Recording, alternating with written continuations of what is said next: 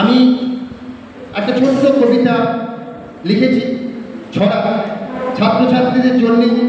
এবং আমার বক্তব্যটা এই ছড়ার মধ্যেই থাকবে। আর আমাকে যখন স্যার বললেন রথিনবাবু যে এখানে একটা অনুষ্ঠান হবে, অ্যাকচুয়ালি আমাদের যদি শিক্ষা দপ্তর থেকে কোনো ধরনের নির্দেশ না আসে আমরা অনেক সময় কাজগুলো করতে পারি না সুষ্ঠুভাবে। যেহেতু ওনারা বলেছেন তাই আমরাও একটু সাহস পেয়েছি এবং ছেলে মেয়েদেরকে আমরা অনুপ্রাণিত করার চেষ্টা করেছি এই অনুষ্ঠানটাতে যারা তারা পার্টিসিপেট করে বিভিন্নভাবে অনুষ্ঠানটাকে সাফল্যমণ্ডিত করা যায়। আমি একটা এর আগেও নারী ক্ষমতায়নের উপর একটা অনুষ্ঠান করেছিলাম। আমরা অনেকে, ম্যাডামরা ছিলেন, স্যারেরা ছিলেন, আমরাও ছিলাম। এবং নারী ক্ষমতায়নের উপর পুলিশি যে সহায়তা, সেখানে তাদের তরফ থেকে অনুষ্ঠানটা হয়েছিল, আমরা গেছিলাম আরামবাগে।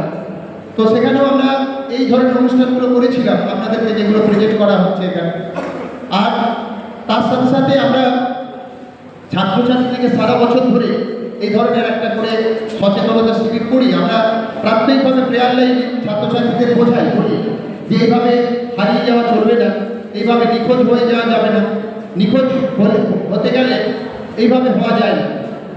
আমি ছোট্ট কয়েকটা লাইন বলেছি, একটু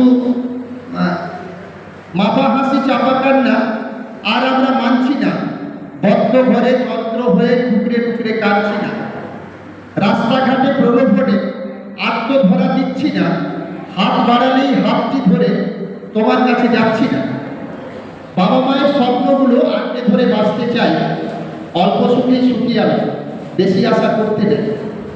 মা বলেছে নিজের পায়ে দাঁড়াও আগে, পরে গিয়ে নিজের মতো বাঁচবো আমি, আত্মসম্মান সঙ্গে নিয়ে।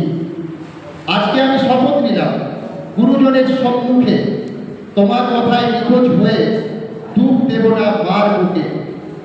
এটাই আজকে শপথ হওয়া উচিত যে আমি তোমার কথায় ওই নিখোঁজ হব না।